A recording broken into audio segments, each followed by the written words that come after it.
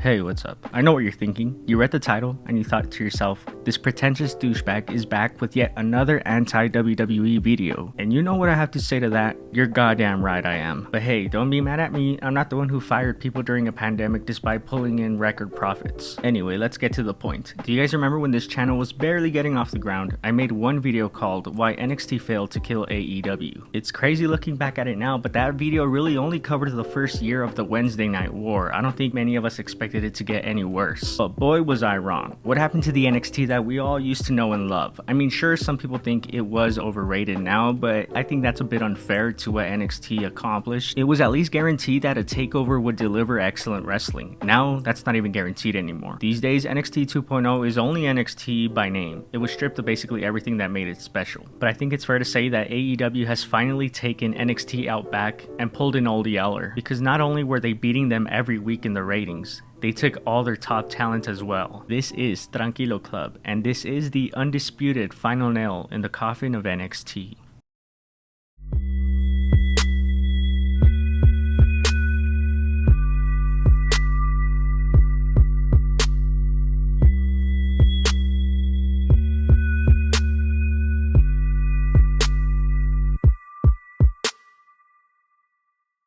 Remember the day after the first night of the Wednesday Night Wars when it came out that AEW squashed NXT in the ratings and WWE put out that statement where they told AEW it's a marathon, not a sprint? I don't have anything more to add to that. I covered it all in the first NXT video. I just wanted to bring it up because it's funny to this day. But it's quite ironic that NXT was rushed to cable TV in order to try to kill AEW's momentum, and what happened was it proved to be a self-inflicting wound. But hey, WWE is used to those these days, am I right? Look, when you change what made a show special in the first place, in this case NXT's more grounded, realistic approach to wrestling compared to the main roster at least, you're basically spitting in the face of the people who built the brand on the back of their blood, sweat, and tears. Like, were you guys really surprised when Adam Cole jumped ship? Because I wasn't. I mean, I kind of had a feeling that this was always the end game for him even before the whole NXT change happened. And you know why? Because Adam Cole has stayed in NXT his entire WWE run, 4 years, and nothing is guaranteed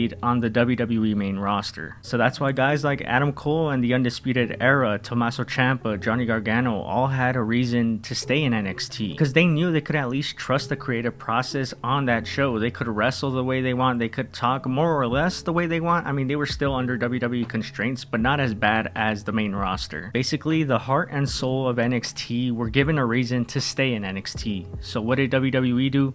They threw it all away and gave them a reason to jump ship to AEW. Because it just can't be that these pro wrestlers can become stars, right? No, I mean, that's just such a novel concept. I don't see how that's possible. You gotta hire failed NFL players. Yeah, that's definitely the way to go. There's no way that you can build a promotion off pro wrestlers, right? No, that's not possible. I mean, oh... That's right. I said this a few months ago on Twitter and some people got upset at me, and you know what, I don't really give a shit. But remember the special feeling and the vibe of an NXT takeover during the golden era? Man, it was great. But AEW is doing that. It has that special feeling every single week, not just for their pay-per-views, but for their weekly shows. I mean, come on, just look at last night's show, the Holiday Bash, where Kyle O'Reilly finally made his long-awaited AEW debut. AEW has that feeling where anything can happen and anyone can show up. It's something that I've said time after time in all my videos. That's what NXT takeovers used to feel like. Remember when the hottest free agent would show up at ringside at almost every takeover? But now it's not just the special big events where this is happening. In AEW, it's happening almost on a weekly basis. They rarely have an off night. They have what, in my opinion, is the best wrestling roster in the world right now. A roster for the ages, if you will. All Elite Wrestling is basically living up to its name. It's pulling the best from every promotion, from every indie from the past few years. But the beauty of what AEW is doing is they're using stars that we already knew and love, and they're pairing them up with stars that are barely getting their first exposure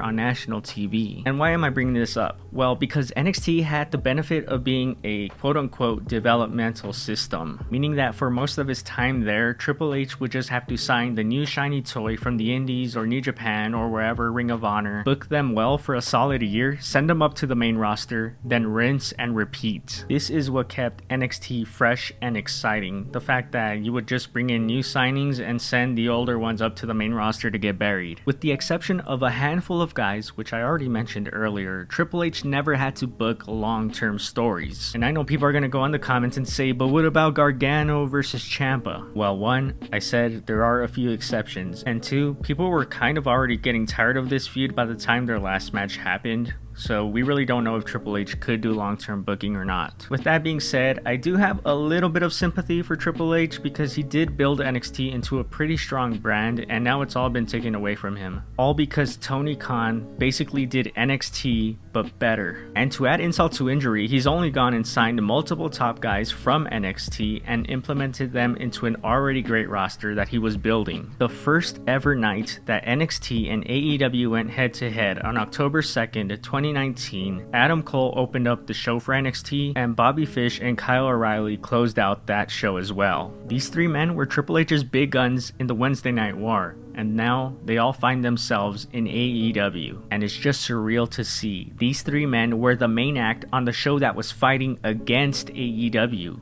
And now they're here. And you know what's crazy? They wouldn't have jumped ship if they had faith in their previous employer, because they were a top act in NXT, but they didn't trust them enough to be treated that way on the main roster. There's some truth to the joke that NXT was developmental after all, but not for WWE. For AEW. But that's what happens when you create a brand and sign up all the talent in the world in an effort to try to squash other promotions' momentum. Because no matter how much you want to deny it, that's what NXT in its golden era was. The best version of NXT was a response to a thriving independent scene and a white-hot Ring of Honor. And for a while, what NXT did worked. It halted the momentum of other promotions. But the majority of people frankly didn't care, because to them it was fun, it was exciting, and it gave us good wrestling. And NXT's plan to squash other promotions worked until it didn't. Along came AEW, which proved far too big of a challenge and had far too much momentum for NXT to take down, and thus the indie killer met its match in an indie helper. And that's when the two very different philosophies between Tony Khan and Triple H went head to head, and of course we all know which one came out on top in the end. The arrival of the group formerly known as the Undisputed Era in AEW truly feels like AEW has planted their flag in the wrestling landscape and declared themselves the winners of the Wednesday Night War. And of course we all knew that they were months ago, but this feels like them beating their chest in victory. And the great thing is that these three men are already part of a very intriguing story with the Elite. A story that will without a doubt lead to an insane six-man dream match. But of course, as Tony Khan said, this wouldn't be possible if AEW wouldn't have been so successful right out of the gate. AEW has basically taken NXT's spot as the place to go for anyone who actually wants to be a professional wrestler in America. And it might not end with the Undisputed Era, as there's still another big name out there who was considered the heart and soul of NXT,